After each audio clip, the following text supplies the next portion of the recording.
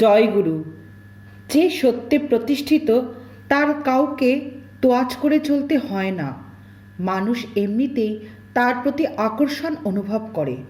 এমনই চরিত্রের মানুষ ছিলেন ঠাকুরের পার্ষদ ফণীভূষণ মিত্র। একবার হয়েছিল কি, চিদানন্দ দাদা ফণীদাদার বাড়িতে বেশ কিছুদিন ছিলেন, আর আমাদের ঠাকুর মহারাজ সন্ন্যাসী ব্রহ্মচারীদের কোনো গৃহস্থ বাড়িতে বেশি দিন থাকা, অলসভাবে জীবনযাপন করা একদম পছন্দ করতেন না।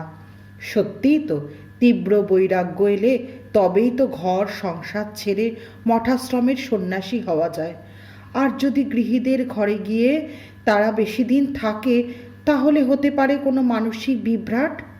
তাই হয়তো ঠাকুর মহারাজ এই ব্যাপারে খুবই বিরক্ত ছিলেন। তা এই কথা ফণিদা খুব ভালোভাবেই জানতেন। তাই তিনি ঠাকুরের কথা রক্ষা করার জন্যই চিদানন্দ দাদাকে বলে বসলেন যে, চিদানন্দ দাদা, তুমি গৃহস্থের বাড়িতে এতদিন ধরে বাস করছো, এটা তো ঠিক নয়। তোমার এবার অন্যত্র চলে যাওয়া উচিত।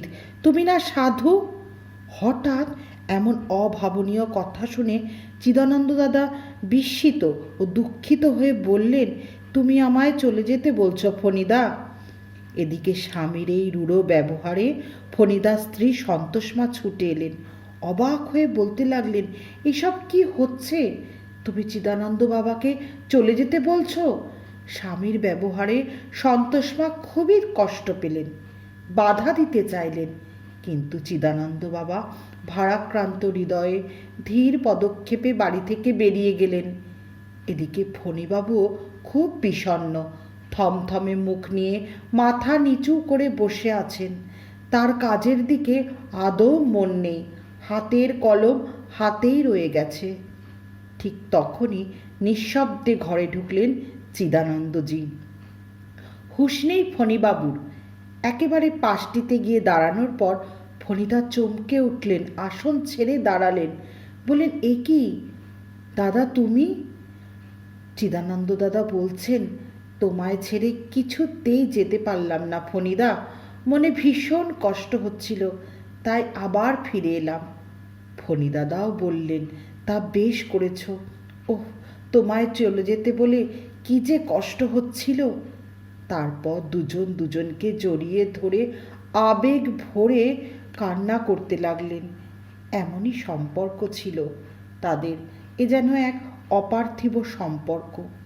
এখানে দুজনার চরিত্রেরই বিশেষ বিশেষ গুণ রয়েছে।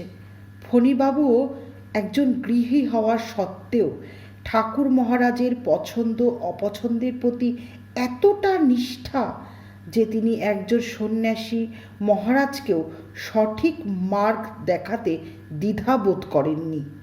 অকারণে পদলেহন করেননি ঠাকুরকে ছাপিয়ে। আবার চিদানন্দ মহারাজও ছিলেন প্রকৃত সন্ন্যাসী, তার আমিত্বটুকুরিও ছিল না।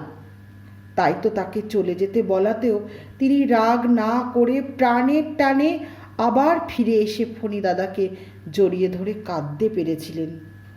এই ঘটনার পরে ঠাকুরের এই বাণীটাই বারবার মনে আসছে।